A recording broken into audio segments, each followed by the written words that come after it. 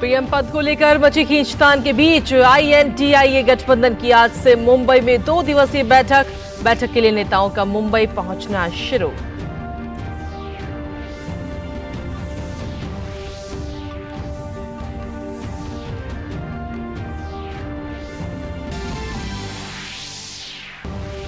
महाराष्ट्र के सत्तारूढ़ राष्ट्रीय जनतांत्रिक गठबंधन की भी आज मुंबई में बैठक। एनडीए की बैठक में आगे की रणनीति पर होगी चर्चा।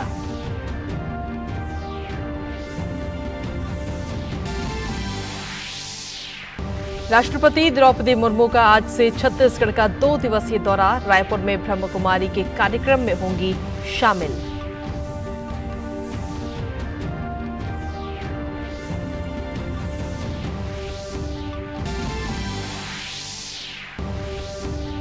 भारत आज से मिस्र में शुरू हो रहे 34 देशों के संयुक्त सैन्य अभ्यास एक्सरसाइज ब्राइट स्टार में ले रहा हिस्सा। 549 सैन्य कर्मियों के साथ भारतीय टुकड़ी ले रही भाग।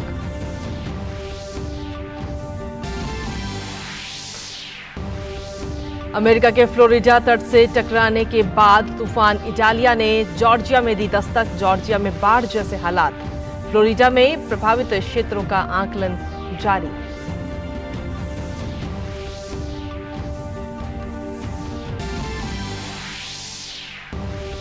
एशिया कप क्रिकेट में आज श्रीलंका और बांग्लादेश के बीच होगी भिड़ंत। दोनों देश जीत के साथ प्रतियोगिता में करना चाहेगी अच्छी शुरुआत।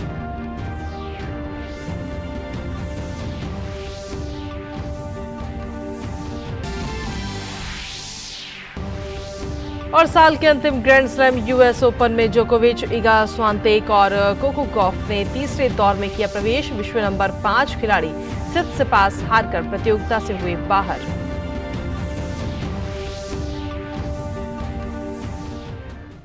नमस्कार, स्वागत है आप सभी का। डीडी न्यूज देख रहे हैं आप और मैं हूं आपके साथ कृतिका। देश दिन भर की तमाम खबरों को लेकर हाजिर हूं मैं। बुलेटिन की करते हैं शुरुआत।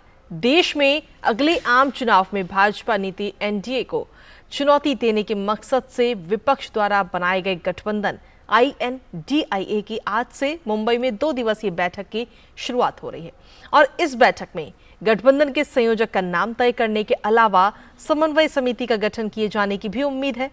हालांकि प्रधानमंत्री पद को लेकर मची खींचतान के बीच इस राजनीतिक गठबंधन के भविष्य पर गंभीर सवाल भी उठने लगे हैं। मुंबई बैठक से पहले ही विपक्षी गठबंधन में शामिल तमाम दलों में पीएम पद के लिए दावेदारी पेश करने की होड़ देखने को मिल रही है।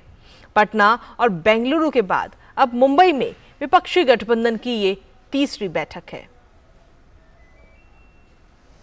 विपक्षी दलों के गठबंधन INDIA की मुंबई में गुरुवार से शुरू हो रही 2 दिवसीय बैठक से पहले ही पीएम पद को लेकर बयानबाजी और खींचतान चल पड़ी है। अभी गठबंधन ने ठीक से आकार भी नहीं लिया है, न ही किसी न्यूनतम साझा कार्यक्रम का कोई स्वरूप तय हुआ है, लेकिन विभिन्न दलों के दिलों में बसी पीएम बनने की ख्वाहिश जुबान पर आने लगी है। आम आदमी पार्टी के मुख्य राष्ट्रीय प्रवक्ता प्रियंका कक्कड़ ने कहा कि गठबंधन की तरफ से पीएम पद का उम्मीदवार अरविंद केजरीवाल को बनाया जाना चाहिए। हालांकि इस बयान पर लेदे मची तो आम आदमी पार्टी कहने लगी कि केजरीवाल पीएम पद की दौड़ में नहीं है। पार्टी नेता संजय सिंह ने कहा कि पीएम कौन बनेगा इसका फैसला मिलकर होगा। तो मैं तो चाहूंगी अरविंद केजरीवाल जी हो प्रधानमंत्री के उम्मीदवार भी। प्रधानमंत्री बनना उनका मकसद नहीं है। अरविंद केजरीवाल जी प्रधानमंत्री के रेस में नहीं है और प्रधानमंत्री कौन बनेगा ये इंडिया गठबंधन के दल मिलकर आपस में चर्चा करके तय करेंगे।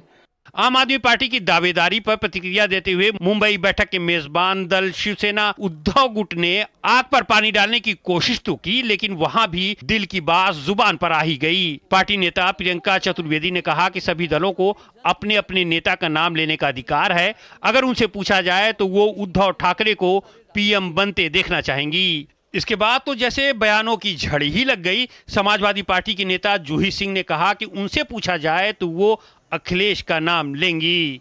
INDIA में पीएम पद को लेकर इन दावेदारियों पर भाजपा ने भी चुटकी ली है। भाजपा ने कहा है कि घमंडिया गठबंधन में हर कोई पीएम पद का दावेदार है, लेकिन देश की जनता पीएम मोदी को 2024 में फिर से पीएम बनाने का मन बना चुकी है। घमंडिया में परेशानी ये है, मिल बैठे हैं जुगनू सारे, ऐलान ये है, आओ सूरज को हटाया जाए। और घमंडिया में एक और दिक्कत है, हर व्यक्ति मुंगेरी लाल के हसीन सपने देख के प्रधानमंत्री पद का उम्मीदवार तो है, लेकिन प्रधानमंत्री पद के अनुरूप उसकी योग्यता नहीं है। बिना बारूद वाला बॉम्ब है, ये फूटेगा ही नहीं। ऐसी परिस्थिति इंडिया वाले जो आ रहे हो उनकी होने वाली है। और आज मैं देखता हूं कि महाराष्ट्र में मोदी जी को समर्थन मिल रहा है। वहीं विपक्ष की गोलबंदी के प्रयासों को बुधवार को एक और झटका लगा। बहुजन समाज पार्टी ने आगामी लोकसभा और 4 राज्यों में विधानसभा चुनाव अकेले लड़ने का ऐलान कर दिया। बसपा प्रमुख मायावती ने विपक्षी गठबंधन पर वार करते हुए कहा कि अगर बसपा इनके साथ ना जाए तो ये तरह तरह के आरोप लगाने लगते हैं। मायावती ने एक्स पर पोस्ट किया कि बीएसपी से गठबंधन के लिए यहां सभी आतुर, किंतु ऐसा न करने पर विपक्षियों द्वारा खिसियानी बिल्ली खंबा नोचे की तरह भाजपा से मिली भगत का आरोप लगाते हैं। इनसे मिल जाए तो सेकुलर और ना मिले तो भाजपाई। ये घोर अनुचित है तथा अंगूर मिल जाए तो ठीक, वरना अंगूर खट्टे हैं कि कहावत जैसी है। विपक्षी दलों के गठबंधन की मुंबई में होने जा रही बैठक में संयोजक की नियुक्ति को लेकर भी चर्चा हो सकती है। खबरों की माने तो बिहार के मुख्यमंत्री नीतीश कुमार संयोजक पद पर नजरें जमाए हुए हैं। हालांकि नीतीश पहले कह चुके हैं कि उन्हें किसी पद से लेना देना नहीं है, जबकि कांग्रेस की ओर से राहुल गांधी और मल्लिका अर्जुन खड़गे का नाम उछाला जा रहा है।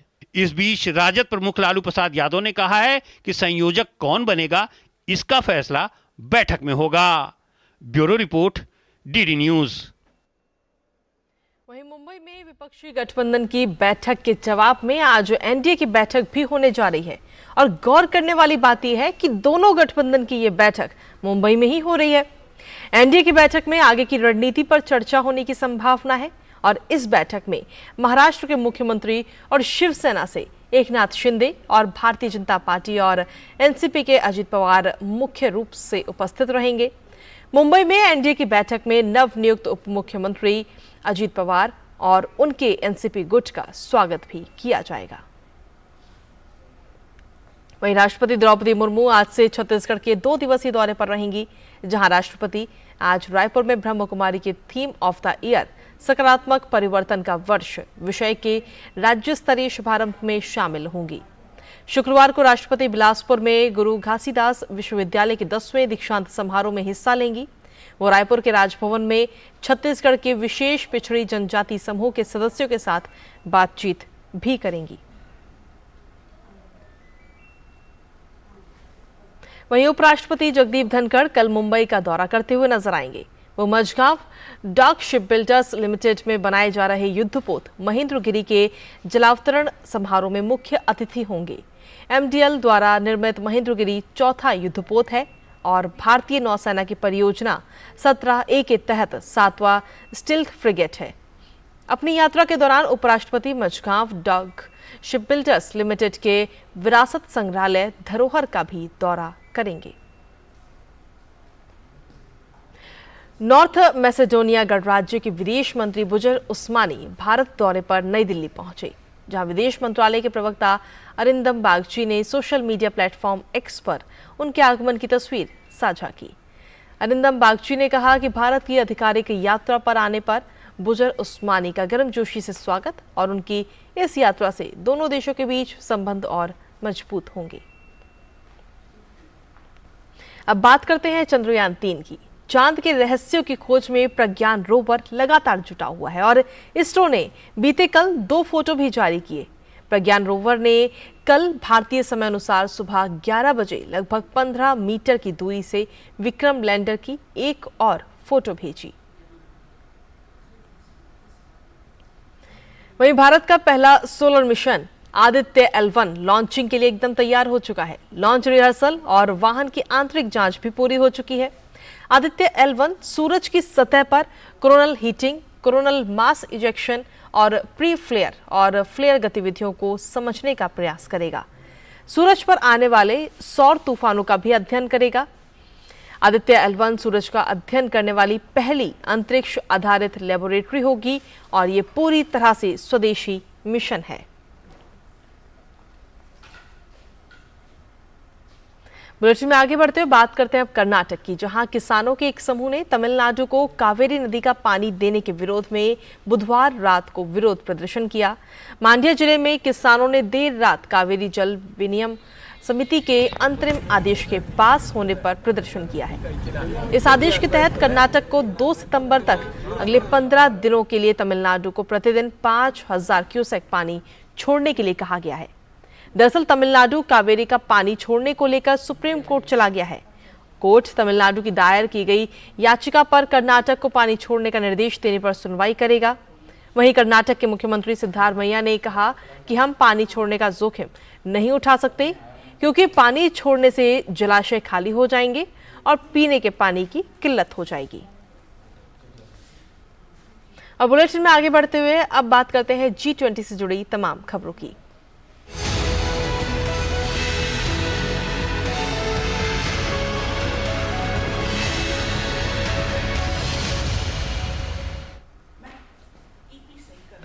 प्रधानमंत्री के प्रधान सचिव डॉक्टर पीके मिश्र ने कल G20 समन्वय समिति की 9वीं बैठक की अध्यक्षता की, जहां प्रधान सचिव ने G20 नई दिल्ली लीडर्स समिट की व्यवस्थाओं की समीक्षा की, जिसमें लॉजिस्टिक, प्रोटोकॉल्स, सुरक्षा और मीडिया से संबंधित व्यवस्था शामिल है। समन्वय समिति की बैठक में G20 सचिवालय और विदेश, गृह, संस्कृति, सूचना एवं प्रसारण मंत्रालय तथा दूरसंचार विभाग के वरिष्ठ अधिकारियों ने हिस्सा लिया। पीएम के प्रधान सचिव ने आयोजन स्थल पर नटराज की प्रतिमा की स्थापना और अतिथि नेताओं के जीवन साथी के लिए विशेष रूप से तैयार किए गए कार्यक्रम की प्रगति की भी समीक्षा की। उन्होंने सभी संबंधित अधिकारियों और संगठनों के प्रमुखों को एक त्रुटिहीन शिखर सम्मेलन की मेजबानी के लिए हर संभव प्रयास करने का निर्देश दिया है। वहीं नई दिल्ली में होने वाले G20 शिखर सम्मेलन में अब कुछ ही दिन रह गए हैं। सम्मेलन को सफल बनाने के लिए जोरों शोरों से तैयारियां इस वक्त चल रही हैं। वहीं सम्मेलन में शामिल होने के लिए दुनिया के 40 से ज्यादा देशों से मेहमान भी आ रहे हैं और उनके रहने, भोजन, परिवहन और सुरक्षा को लेकर भी व्यापक इंतजाम किए जा रहे हैं। 2 दिवसीय सम्मेलन में 10,000 से ज्यादा लोगों के शामिल होने की उम्मीद है। इसी पर देखिए हमारी ये खास रिपोर्ट। भारत की G20 अध्यक्षता में G20 शिखर सम्मेलन होने में अब बस कुछ ही वक्त बचा है। ऐसे में तमाम तैयारियां अंतिम दौर में हैं। दिल्ली के प्रगति मैदान में भारत मंडपम तैयार है, तो दिल्ली को सजाने संवारने का काम भी अंतिम दौर में है। शिखर सम्मेलन 9 और 10 सितंबर को होगा। इसमें 3 सत्र होंगे, जिसमें तमाम मुद्दों पर मंथन होगा। कुछ नेता प्रधानमंत्री नरेंद्र मोदी के साथ द्विपक्षीय बैठक करेंगे। सब्सटेंटिव एजेंडा 3 सत्रों में होगा। पहला सत्र और दूसरा सत्र 9 तारीख को होगा। एक लंच के पहले है और एक लंच के बाद है, और रात में रात्रि भोज की व्यवस्था है वहीं भारत मंडपम में, जिसमें एक सांस्कृतिक प्रोग्राम भी होगा। 10 तारीख को सारे जो नेता हैं वो राजघाट ले जाएंगे, क्योंकि हमारे राष्ट्रपिता को वो अपना ट्रिब्यूट देना चाहेंगे। सम्मेलन में शामिल होने के लिए दुनिया के 40 से अधिक देशों से मेहमान आ रहे हैं। उनके रहने, खाने, आने जाने और सुरक्षा को लेकर तमाम इंतजाम किए गए हैं। तमाम आयोजनों में अतिथि देवो भव का सबसे अधिक ध्यान रखा गया है। जो भी होटल जिसमें लीडर्स रुकेंगे, वहाँ पे 2 चीजों की व्यवस्था करनी है, सुरक्षा और मेडिकल। लेकिन होटल की सुरक्षा और वहाँ पे उस होटल में जितने लोग रह रहे हैं, अगर उनको थोड़ी भी मेडिकल असिस्टेंस की जरूरत होगी तो हमारा 24/7 फैसिलिटी होगा हर होटल में। इसके बाद ट्रैफिक मैनेजमेंट की बात होती है, और दर्शकों को पता है कि 8, 9, 10 3 दिनों छुट्टी होगी। इस दौरान 8 से 10 हजार लोग दिल्ली आ रहे हैं। विदेशों के साथ ही राज्यों से भी लोग आएंगे। सुरक्षा के व्यापक इंतजाम किए गए हैं। 8 से 10 हजार लोग यहाँ आएंगे और इसकी पूरी तैयारी चल रही है। 40 से ज्यादा तो प्रतिनिधि मंडल है, उनके साथ सिक्योरिटी कंपोनेंट होता है, एयर क्रू होता है, 2500 से 3000 से ज्यादा मीडिया के मित्र आते हैं, उनको किस तरह की सुरक्षा की व्यवस्था की जाएगी, और इसमें दिल्ली पुलिस की रिस्पॉन्सिबिलिटी है। उसमें कई और एजेंसीज भी लगे हुए हैं, लेकिन दिल्ली पुलिस फ्रंट पे है। 9 सितंबर को गाला डिनर होगा। भारत सरकार की ओर से कन्वेंशन सेंटर में भोजन उपलब्ध कराएंगे। विभिन्न प्रकार के व्यंजन परोसे जाएंगे, लेकिन मेन्यू में मिलेट्स को प्रमुख स्थान दिया जाएगा। इंस्पायर्ड मेन्यू दिया जाएगा। लंच में कुछ आइटम मिलेट के होंगे, कुछ यहाँ के हो सकते हैं, कुछ दूसरे प्रदेशों के हो सकते हैं। तो हम चाहते हैं कि डेलीगेट्स और जो फॉरेन मीडिया है वो हमारी विविधताओं को, जो पाक कला में विविधताएं हैं, उसको फील कर सकें और उसका आनंद ले सकें। सरकार इस दौरान दोहरा एजेंडा पेश करेगी। एक ओर भारतीय संस्कृति, शिल्प और व्यंजन का प्रदर्शन होगा, तो साथ ही डिजिटल क्षेत्र में प्रगति का भी प्रदर्शन किया जाएगा। सरकार दुनिया के सामने भारत का आधुनिक चेहरा प्रदर्शित करेगी। एक विशेष क्राफ्ट बाजार होगा, जिसमें विभिन्न राज्यों और केंद्र शासित प्रदेशों के शिल्प का प्रदर्शन किया जाएगा। अतिथियों के लिए मेडिकल व्यवस्था के भी पूरे इंतजाम हैं, तो ट्रैफिक के लिए भी व्यापक इंतजाम किए गए हैं। सुरक्षा और प्रोटोकॉल के कारण दिल्ली में कुछ पाबंदियां लगाई जा रही हैं, और ये सुनिश्चित करने के प्रयास किए जाने चाहिए कि जनता को कम से कम असुविधा हो। निर्देश दिया गया है कि शहर में आवश्यक सेवाएं प्रभावित नहीं होनी चाहिए। जनता के लिए यातायात परामर्श पहले ही जारी किया जा चुका है। Bureau report, DD news. आगामी G20 शिखर सम्मेलन के मद्देनजर दिल्ली पुलिस देश की राजधानी में सुरक्षा के चाक चौबंद इंतजाम करने में जुटी है, और इसी कड़ी में दिल्ली पुलिस के डॉग स्क्वाड ने सामान और विस्फोटकों का पता लगाने के लिए सुरक्षा अभ्यास किया। कितनी तैयार है Delhi police? DCP crime branch से बातचीत की हमारे संवाददाता मुकेश शुक्ला ने, सुनाते हैं आपको। G20 की मेज़बानी के लिए देश तैयार है, और इसकी जिम्मेदारी जो है वो न केवल हमारे पूरे भारतवर्ष में है, बल्कि दिल्ली पुलिस एक अहम रोल यहाँ अदा कर रही है। चप्पे चप्पे पर उनकी सिक्योरिटी होगी, लेकिन डॉग स्क्वाड किस तरह से काम करेगा, उसकी क्या यहाँ पर उसका क्या रोल होगा, इस पर बात करेंगे डीसीपी क्राइम ब्रांच से। किस तरह से उनका रोल होगा, डॉग स्क्वाड की कितनी इंपॉर्टेंस होगी, कितने डॉग स्क्वाड हमने शामिल किए बेड़े में। दिल्ली पुलिस के पास फिलहाल 79 ट्रेंड K9s हैं, जिसमें से 69 हमारे पास स्निफर हैं, जो कोई भी एक्सप्लोसिव को डिटेक्ट करने की काबिलियत रखते हैं। ये जो 69 ट्रेंड K9 हैं, स्निफर हैं, इनको हमने G20 के जो वेन्यूज़ हैं, जहाँ पे VVIPs आएंगे, हेड ऑफ़ द स्टेट्स आएंगे, जहाँ पे वो रुके हुए हैं, होटल्स हैं, रूट है, उन सभी अहम जगहों पर हमने उनको तैनात किया है। देश ऑलरेडी 15 अगस्त से निकला, और फेस्टिवल सीजन्स भी चल रहे हैं। ऐसे में कैसे सब कुछ मैनेज कर रहे हैं, क्योंकि जितने भी डिग्निटरीज आएंगे वो सारे हाई प्रोफाइल्स होंगे। दिल्ली पुलिस पहले भी काफ़ी बड़े प्रोग्राम राष्ट्रीय और अंतर्राष्ट्रीय स्तर के करवा चुकी है। हम पूरी तरह सक्षम हैं, और बाकी भी सारी एजेंसीज हमारे साथ मिलकर काम कर रही हैं। ये जो ट्रेन डॉग्स हैं, इनको कहाँ कहाँ ट्रेन किया गया है, किस तरह की इनको ट्रेनिंग दी गई? लेटेस्ट हमारे पास हमने 34 पप्स हैदराबाद से लिए थे। उनको हमने 6 महीने के लिए ITBP भानु, जो K9 ट्रेनिंग सेंटर है, वहाँ उनको ट्रेन कराया है। वो बिल्कुल फ्रेश हैं ट्रेनिंग से, और अब उनको यहाँ पे डिप्लॉय किया गया है।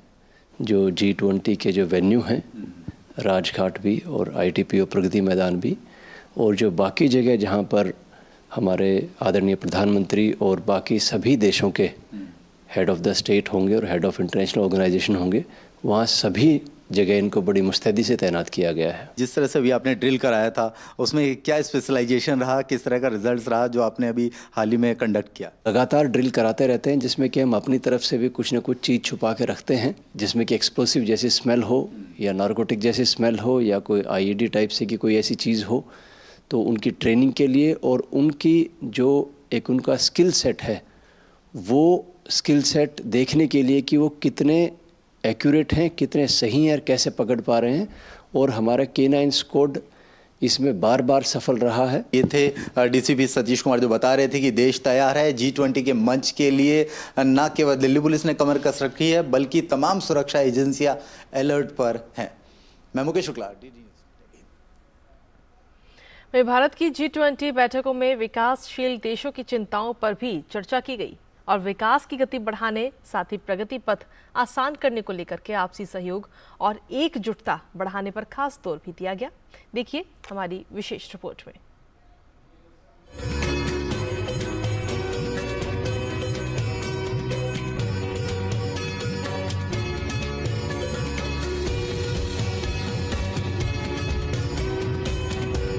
भारत ने G20 की अध्यक्षता के दौरान विकासशील देशों की आवाज और चिंताओं को भी मजबूती के साथ रखा है। इसमें अफ्रीका से अब तक की सबसे ज्यादा भागीदारी देखने को मिली।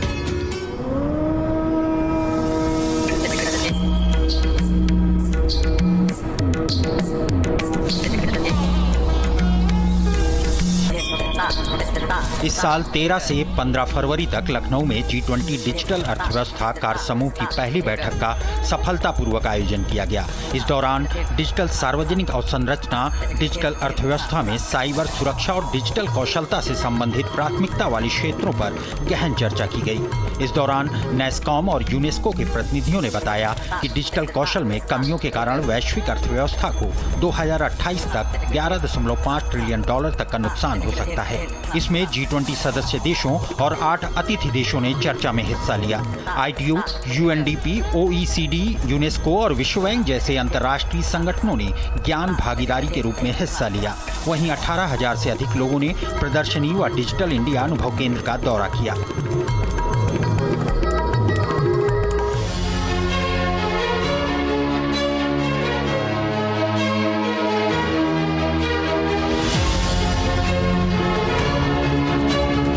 G20 के वित्त मंत्रियों एवं केंद्रीय बैंक गवर्नरों, FMCBG की पहली बैठक और वित्त एवं केंद्रीय बैंक के प्रतिनिधियों FCBD की दूसरी बैठक इस साल 22 से 25 फरवरी के दौरान बेंगलुरु में आयोजित की गई।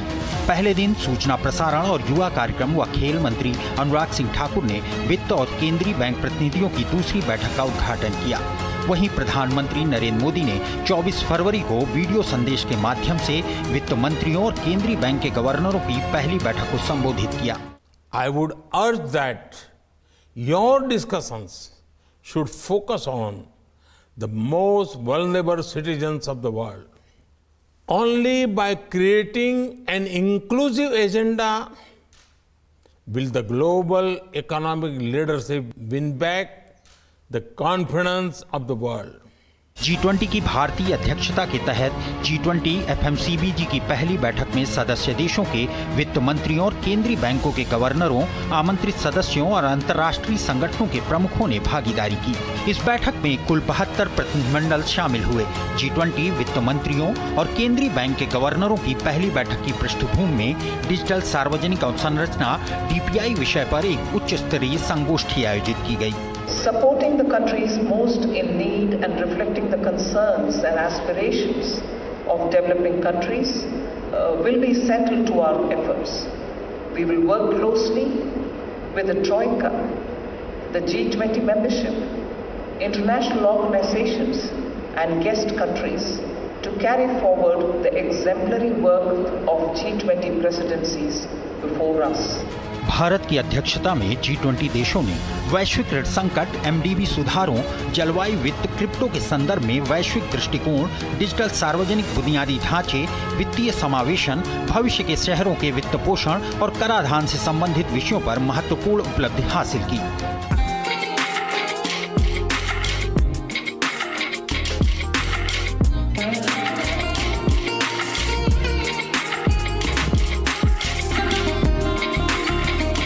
संस्कृति मंत्रालय ने इस साल 22 से 25 फरवरी तक मध्य प्रदेश के खजुराहो में संस्कृति कार्य समूह की पहली बैठक का आयोजन किया।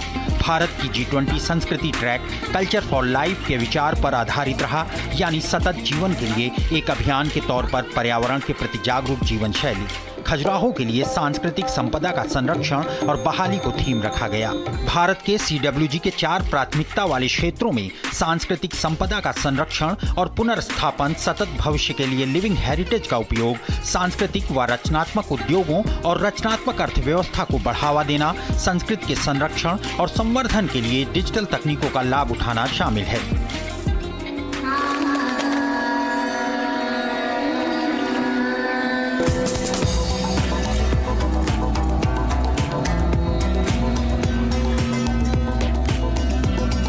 भारत ने हरियाणा के गुरुग्राम में आयोजित G20 देशों के भ्रष्टाचार रोधी कार्य समूह की पहली बैठक के दौरान G20 देशों से भगोड़े आर्थिक अपराधियों के तेजी से प्रत्यर्पण और उनकी संपत्ति की वसूली के लिए बहुपक्षीय कार्रवाई करने का आह्वान किया। केंद्रीय मंत्री डॉक्टर जितेंद्र सिंह ने बताया कि प्रधानमंत्री नरेंद्र मोदी ने एक विकसित भारत के लिए एक ऐसे प्रशासनिक इकोसिस्टम को विकसित करने की परिकल्पना की है जिसमें भ्रष्टाचार के प्रति जीरो टॉलरेंस हो।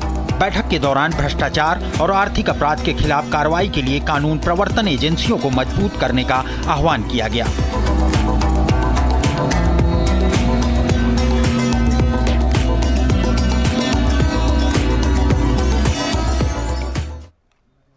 और इसी बीच चलिए आपको सीधा ले चलते हैं नई दिल्ली के हिंदू कॉलेज, जहां विदेश मंत्री डॉक्टर एस जयशंकर विकसित भारत एट 2027 पर एक वार्ता को संबोधित कर रहे हैं।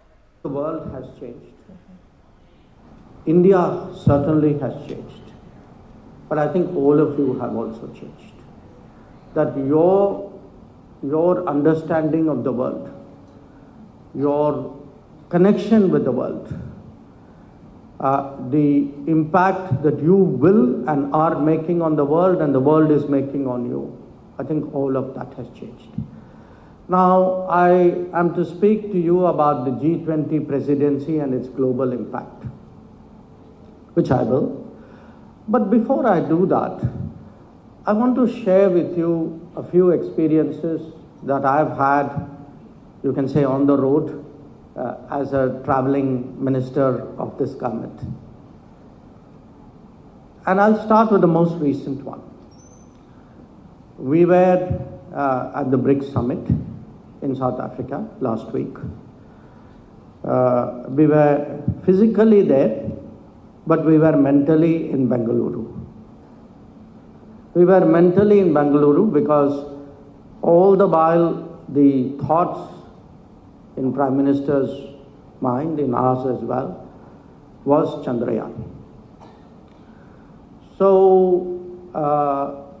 and you know, it was visible. It would keep coming up in the meetings. It would come up in the conversations. Others brought it up. Our host, South African president, actually publicly expressed good wishes for our success. And in between the conference, we took a break because we all wanted to see the actual landing. And that evening, this was a BRICS conference, okay? This was a BRICS summit. So this is India, Russia, China, Brazil, South Africa. There were about maybe another 50 countries, maybe 70 countries who were invited, about 45, 50 of them were at the President, Prime Minister level. But that evening, there was only one topic of conversation. That topic of conversation was the Chandrayaan landing.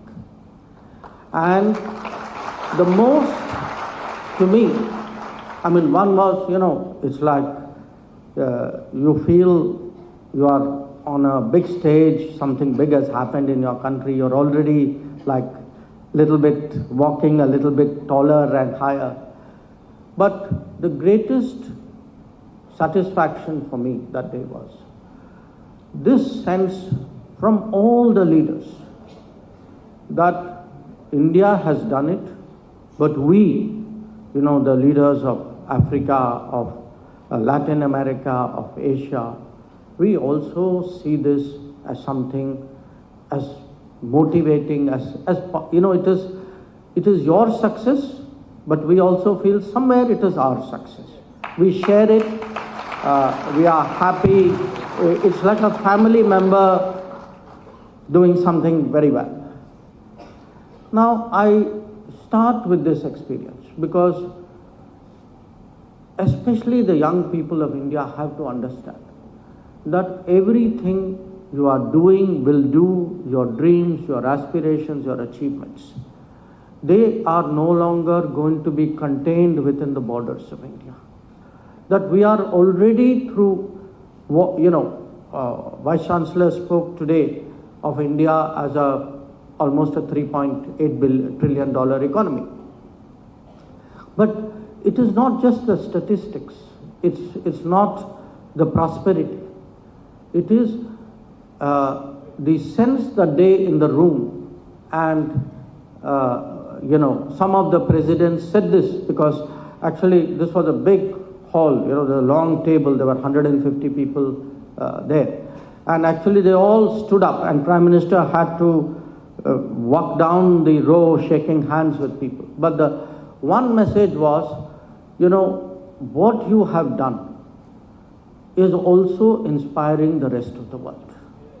So that is the first experience I want to share with you. The second experience actually emanates with COVID.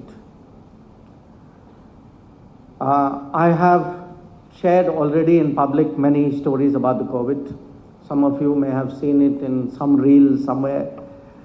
I think you would be familiar, for example, that experience I recounted, that my COVID certificate was on my phone. And in America, my son was pulling out something from his wallet, one parchi folded up saying, "Acha, this is mine." But I'll tell you a different story. Last year, every year the world gathers in New York for the UN General Assembly. Almost all countries of the world come, the leaders come, the ministers come, prime ministers, presidents. Normally, we go around asking people, I'm from India, so we say, okay, we want to meet our counterparts. Last year, a number of my colleagues, foreign ministers of other countries, counterparts, they actually said, we would like to do an event with you. We would like to do that event because we are the countries who received the COVID vaccine. So we want an opportunity. We want an opportunity to actually express our thanks. Now, they spoke, and they all spoke from their heart. Now, and for me, the most moving sentence was actually, I think it was my colleague from Jamaica, who said, "I carry vaccine Maitri inside me." So the impact we had through COVID, because all of them said, the message was, look, we are the foreign ministers of Africa, of Caribbean, of Latin America, of South Pacific. We know there were stockpiles of vaccine close to us produced by other countries. We did not get it from them. We got it from you. And you were far away. So the first point I made to you was the impact that our success will have on the world. The second point I make to you is how we are today, the generosity of India. When you say that in G20, Vasudhaiva Kutumbakam, when we say one earth, one family, one future, the world believes us. They do not think this is an empty slogan made for a conference. They actually have seen in the behavior of India in the most difficult times, when there were countries who had stockpiled 5-6 times the number of people, they had stockpiled that many doses of vaccines. They would not give it to a small neighbor next to them. And people saw that there was a different country, one which was vaccinating. तो विदेश मंत्री S Jaishankar को आप सुन रहे थे, जो कि इस वक्त नई दिल्ली के हिंदू कॉलेज में मौजूद थे, जहां पर अपना संबोधन दे रहे थे। इस दौरान विकास संवाद विकसित भारत एट 2047 कार्यक्रम का आयोजन वहां पर किया जा रहा है। अपने संबोधन में उन्होंने कई सारी चीज़ों की चर्चा की। उन्होंने कहा कि भारत की G20 मेज़बानी का वैश्विक प्रभाव पर भी चर्चा उन्होंने की और विश्व पे क्या कुछ प्रभाव पड़ रहा है उसके बारे में उन्होंने बताया। साथ ही उन्होंने कहा कि लैटिन अमेरिका और अफ्रीकी देशों ने भी चंद्रयान 3 की सफलता की सराहना की है। ब्रिक्स समिट में भी चंद्रयान 3 की सफलता का जश्न मनाया गया। ये तमाम बातें उनकी तरफ से कही गई। इसी के साथ में जो दर्शक अभी हमारे साथ जुड़े हैं, एक बार उनको फिर से हेडलाइंस से रूबरू कराते हैं। नजर डालते हैं सुर्खियों पर। पीएम पद को लेकर मची खींचतान के बीच INDIA गठबंधन की आज से मुंबई में 2 दिवसीय बैठक। गठबंधन के लोगो, झंडे और संयोजक के नाम पर होगी चर्चा।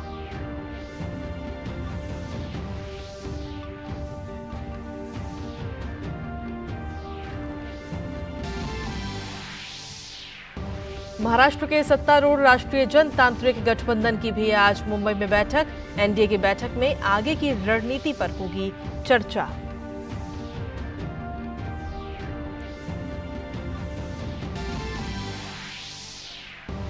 राष्ट्रपति द्रौपदी मुर्मू का आज से छत्तीसगढ़ का 2 दिवसीय दौरा। रायपुर में ब्रह्म कुमारी के कार्यक्रम में होंगी शामिल।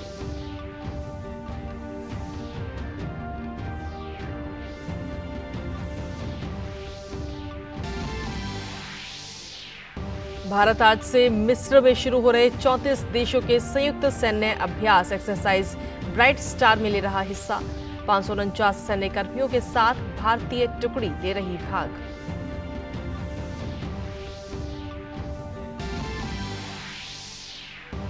अमेरिका के फ्लोरिडा तट से टकराने के बाद तूफान इडालिया ने जॉर्जिया में दी दस्तक। जॉर्जिया में बाढ़ जैसे हालात।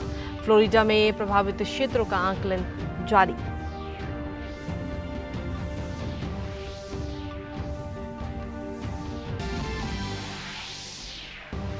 एशिया कप क्रिकेट के दूसरे मैच में श्रीलंका का सामना बांग्लादेश से आज। दोनों देश जीत के साथ करना चाहेंगे प्रतियोगिता की शुरुआत।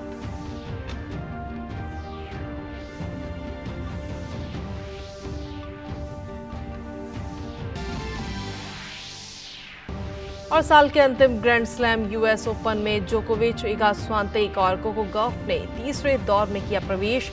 विश्व नंबर 5 खिलाड़ी सित्सिपास हारकर प्रतियोगिता से हुए बाहर। और चलिए वापस रुक करते हैं खबरों का। भाजपा नेता संबित पात्रा ने कहा है कि घमंडिया गठबंधन की बैठक आज मुंबई में होने जा रही है। उन्होंने इस बैठक को लेकर कहा कि इन पार्टियों ने घोटाले और भ्रष्टाचार किए हैं। ये एक स्वार्थी गठबंधन है। उनका एजेंडा भ्रष्टाचार से अधिकतम लाभ उठाना है। संबित पात्रा ने आगे कहा कि इनका स्वार्थों से भरा हुआ अलायंस है, जो स्वार्थ सिद्धि के लिए गठबंधन है। ये मजबूरी का गठबंधन है। इसके अलावा उन्होंने कहा कि इस गठबंधन में पीएम के चेहरे को लेकर भी विवाद बना हुआ है। न नीति है, न नेता है, न नीयत है। और इसीलिए मैं कहता हूं आज की ये जो घमंडिया मीटिंग मुंबई में होने वाली है, इस मीटिंग को अगर एक हिंदी के मुहावरे में कहा जाए तो वो मुहावरा होगा, न सूत न कपास, न नीति न नियत, और जुलाहों में लट्ठम लट्ठा, सारे नेता लट्ठम लट्ठा, मैं पीएम, तू नहीं मैं, यही करने वाले हैं। वहीं सुप्रीम कोर्ट ने अपनी नकली वेबसाइट को लेकर आम जनता को आगाह किया है। सुप्रीम कोर्ट ने कहा कि कुछ लोग नकली वेबसाइट बनाकर ठगने की कोशिश कर रहे हैं। सुप्रीम कोर्ट की वेबसाइट sci.gov.in है, जबकि cbins.scigv.com/offense के जरिए लोगों को गुमराह कर कुछ लोग निजी जानकारी मांग रहे हैं, जबकि शीर्ष अदालत ने कहा कि रजिस्ट्री इस तरह की कोई निजी जानकारी नहीं मांगती है। भाई और बहन के प्यार भरे रिश्तों को धागे की डोर से और मजबूत बनाने का त्योहार है रक्षाबंधन। और रक्षाबंधन का त्योहार श्रावण मास की पूर्णिमा को मनाया जाता है। ये त्योहार भाई बहन के अटूट प्रेम को समर्पित है और इस त्योहार का प्रचलन सदियों पुराना बताया गया है। दुनिया भर में भारतीय ये पर्व हर्षोल्लास के साथ मना रहे हैं। भाई बहन के प्रेम का पवित्र त्योहार रक्षाबंधन हर साल सावन मास की पूर्णिमा की तिथि को मनाया जाता है। रक्षाबंधन के दिन बहनें अपने भाई की कलाई पर राखी बांधती हैं और उनकी सुख शांति लंबी आयु की कामना करती हैं। भाई अपनी बहन की रक्षा करने का प्रण लेता है। देश भर में रक्षाबंधन का त्योहार बड़े ही उत्साह के साथ आज मनाया जा रहा है। वहीं आरएसएस प्रमुख मोहन भागवत ने महाराष्ट्र के नागपुर आरएसएस मुख्यालय में रक्षाबंधन का त्योहार मनाया।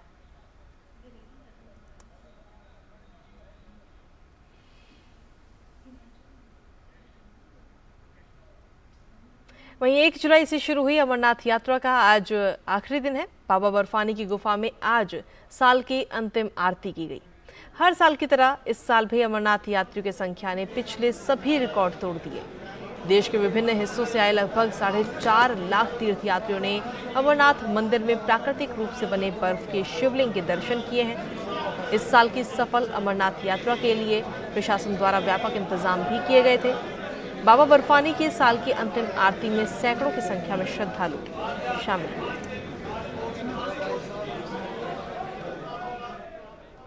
देश के विभिन्न हिस्सों में रक्षाबंधन का त्योहार आज भी धूमधाम से मनाया जा रहा है। सूरत के लाजपुरे सेंट्रल जेल में भी रक्षाबंधन पर अलग रौनक नजर आई। बड़ी तादाद में महिलाएं जेल में बंद अपने भाइयों की कलाई पर राखी बांधती और मिठाई खिलाती नजर आईं। वहीं दूसरी तरफ कैदी भाई भी अपनी बहनों को देख अपनी खुशी छुपा नहीं पाए।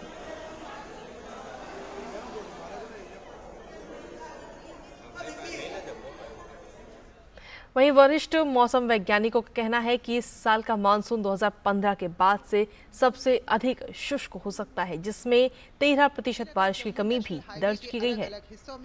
मौसम विभाग के एक अधिकारी ने बताया कि अगस्त में अब तक 32% बारिश की कमी है और अगले 3 दिन में देश के एक बड़े हिस्से में बारिश की कम गतिविधियां होने के अनुमान के साथ भारत 1901 के बाद से सबसे शुष्क अगस्त दर्ज किए जाने की राह पर है।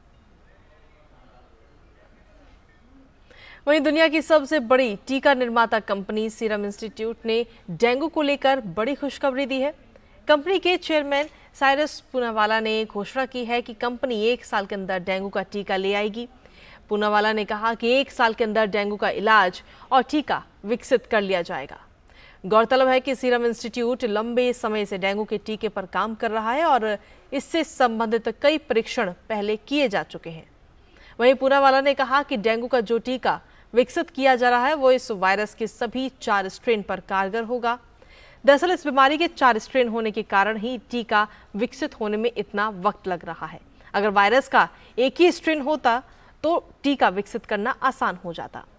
पिछले दिनों सीरम इंस्टीट्यूट की रिपोर्ट में ये निष्कर्ष भी सामने आया था कि वयस्कों में डेंगू के टीके की एक खुराक सुरक्षित और अच्छी तरह से वहनीय है।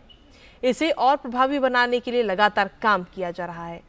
विश्व स्वास्थ्य संगठन के आंकड़ों के अनुसार पूरी दुनिया में डेंगू के हर साल 10 करोड़ से ज्यादा मामले सामने आते हैं और इसमें भी मरीजों की बड़ी संख्या अफ्रीका और एशिया देशों से है। भारत की अगर बात करें तो भारत में बरसात के हर सीजन में डेंगू के मामलों में उछाल हमें देखने को मिलता है। और इसी के साथ बुलेटिन में आगे बढ़ते हैं। सप्ताह के चौथे कारोबारी सत्रों के दौरान आज सेंसेक्स शुरुआती कारोबार में 150 अंक की बढ़त के साथ खुला। वहीं निफ्टी में शुरुआती कारोबार में मामूली बढ़त के साथ कारोबार देखने को मिल रहा है। सेंसेक्स अभी करीब 50 अंकों की बढ़त के साथ कारोबार कर रहा है। सेंसेक्स के 30 शेयरों में से 18 में तेजी और 12 में तेजी देखने को मिल रही है। सेंसेक्स कल 11 अंक की तेजी के साथ 65,087 के स्तर पर बंद हुआ, तो वहीं निफ्टी में 4 अंक की तेजी देखी गई। ये 19,347 के स्तर पर बंद हुआ। भूटान, मॉरिशस और सिंगापुर को भारत ने गैर बासमती सफेद चावल के निर्यात की मंजूरी दे दी है। इन देशों को गैर बासमती सफेद चावल निर्यात करने की अनुमति दी गई है। भूटान, मॉरिशस और सिंगापुर को 1.43 लाख टन गैर बासमती सफेद चावल निर्यात करने की अनुमति दी गई है। भारत ने गैर बासमती सफेद चावल के निर्यात पर 20 जुलाई को रोक लगा दी थी। अब इन देशों के अनुरोध पर भारत सरकार ने निर्यात की अनुमति दे दी है।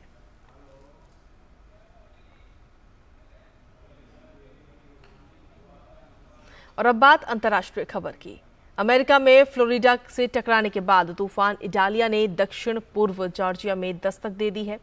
इसके बाद वहां मूसलाधार बारिश हुई, जिससे वहां बाढ़ का खतरा भी पैदा हो गया। अधिकारियों को पहले से डर था कि शक्तिशाली तूफान के कारण बिग बेंड क्षेत्र जलमग्न हो सकते हैं। फ्लोरिडा में अधिकारी अभी भी सबसे अधिक प्रभावित क्षेत्रों में क्षति का आकलन करने की कोशिश कर रहे हैं। दक्षिणी जॉर्जिया में पानी में फंसे निवासियों को बचाने का काम चल रहा है। क्षेत्र के वीडियो फुटेज और तस्वीरों में दिखाया गया है कि दोपहर के समय समुद्र का पानी राजमार्गों पर बह रहा था और आसपास के इलाके व्यापक बाढ़ से घिर गए हैं।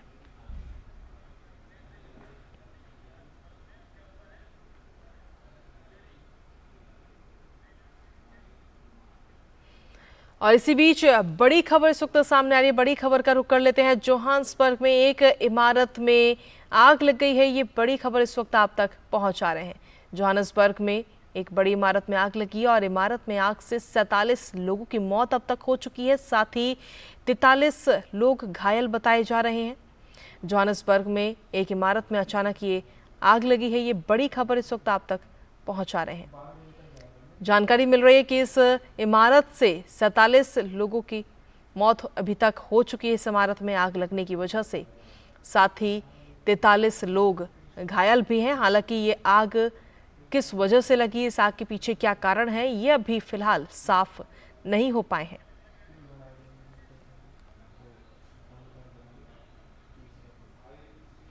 और चलिए बुलेटिन में आगे बढ़ते हुए अन्य खबरों का रुख करते हैं। अमेरिका के राष्ट्रपति जो बाइडेन ने कहा है कि इडालिया तूफान के फ्लोरिडा में तबाही मचाने के बाद जलवायु परिवर्तन के संकट से इनकार नहीं किया जा सकता है। तूफान इडालिया के कारण फ्लोरिडा के बिग बेंड क्षेत्र में लाखों निवासियों को मजबूरी में घर छोड़कर सुरक्षित स्थानों पर भेजा गया। बाइडेन ने व्हाइट हाउस में प्रेस वार्ता के दौरान कहा कि चारों तरफ बाढ़, सूखा, अत्यधिक गर्मी, जंगलों में लगी आग के कारण भारी तबाही देख रहे हैं। बाइडेन ने अपने कार्यकाल के दौरान जलवायु परिवर्तन से निपटने को एक अहम लक्ष्य बना रखा है।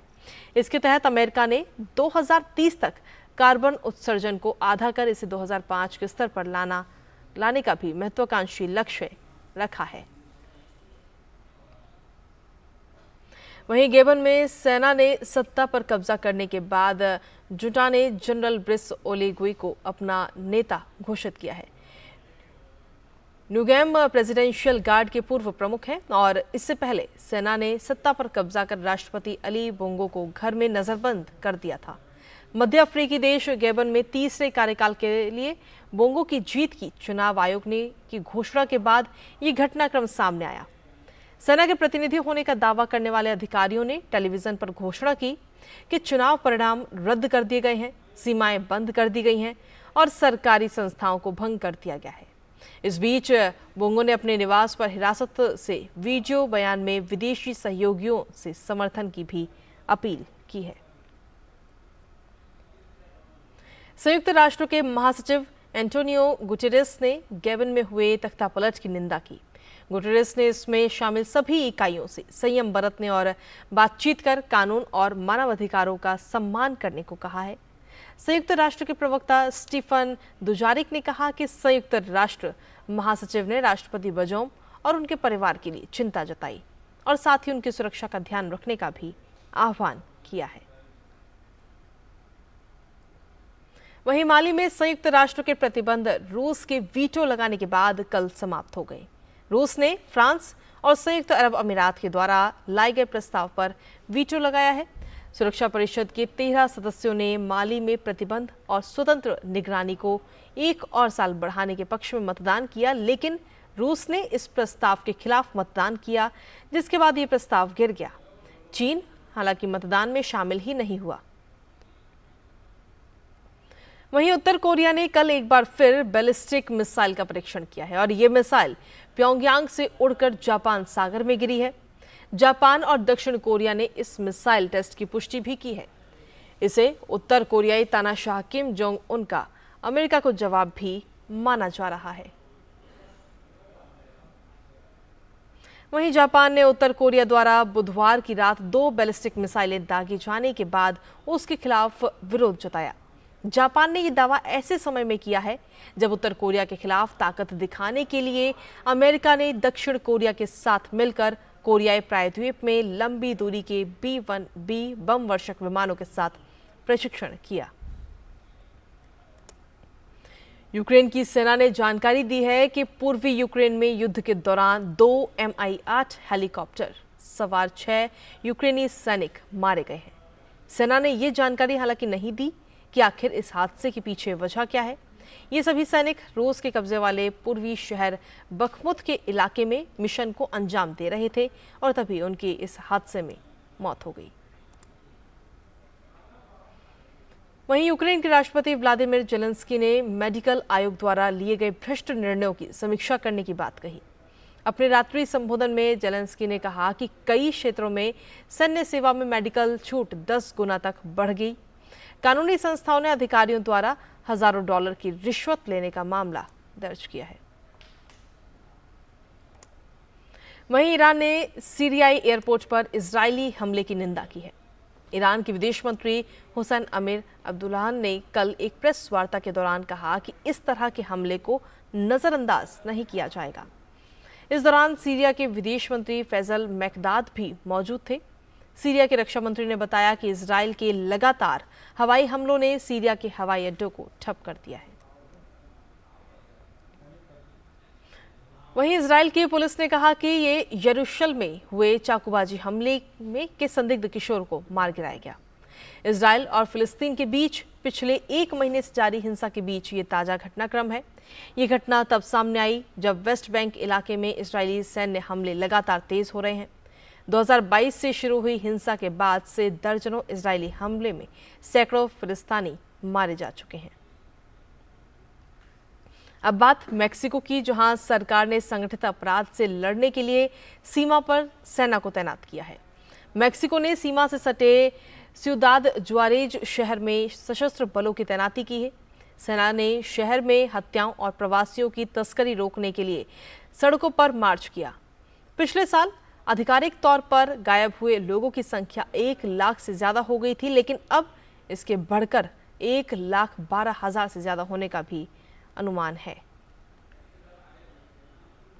अब बात पड़ोसी देश पाकिस्तान की, जहां पाकिस्तान अधिकृत कश्मीर इन दिनों आर्थिक संकट से जूझ रहा है। पाकिस्तान के मुजफ्फराबाद में बदहाल लोगों ने सरकार के खिलाफ आंदोलन किया।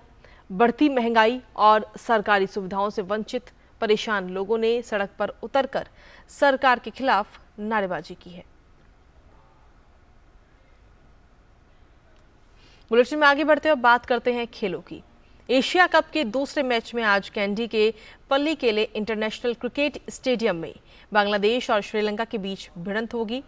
दोनों टीमें एक अच्छी शुरुआत के लिए उत्सुक होंगी। गौरतलब है कि श्रीलंका की टीम ने 6 बार एशिया कप की ट्रॉफी अपने नाम की है। बांग्लादेश पहली बार ये ट्रॉफी जीतने के इरादे से उतरेगा, तो वहीं श्रीलंकाई इस टूर्नामेंट में अपने कई प्रमुख खिलाड़ियों के बिना उतरेगी। बांग्लादेश कमजोर प्रतिद्वंदी पर बढ़त हासिल करने की कोशिश भी करेगा। एशिया कप के पहले मुकाबले में पाकिस्तान का सामना नेपाल से था। पाकिस्तान ने इस मैच में नेपाल को 238 रनों के बड़े अंतर से हरा दिया। पहले बल्लेबाजी करते हुए पाकिस्तान के कप्तान बाबर आजम और इफ्तिखार अहमद ने शतकीय पारी खेली और पाकिस्तान को 50 ओवर में 6 विकेट पर 342 रन के बड़े स्कोर तक पहुंचाया। बाबर 151 रन बनाकर आउट हुए, तो वहीं इफ्तिखार ने 109 रन की नाबाद पारी खेली। इन दोनों ने 5वें विकेट के लिए 214 रनों की साझेदारी निभाई, जो एशिया कप में किसी भी विकेट के लिए तीसरी सबसे बड़ी साझेदारी है। इंग्लैंड क्रिकेट टीम ने बुधवार को T20 सीरीज के पहले मुकाबले में न्यूजीलैंड क्रिकेट टीम को 7 विकेट से हरा दिया। आसान जीत के साथ ही मेजबान टीम इंग्लैंड ने 4 मैचों की T20 सीरीज में 1-0 की बढ़त बना ली है। इंग्लैंड की टीम की ओर से शीर्ष क्रम में के बल्लेबाज डेविड मलान ने अर्धशतकीय पारी खेलते हुए टीम को जीत दिलाई। वहीं न्यूजीलैंड ने पहले खेलते हुए 20 ओवर में 139 रन का स्कोर बनाया, जिसके जवाब में इंग्लैंड ने 14 ओवर में ही सिर्फ 3 विकेट खोकर जीत हासिल कर ली है। इंग्लैंड की ओर से 3 विकेट लेने वाले ब्राइडन कॉर्स को प्लेयर ऑफ द मैच भी चुना गया।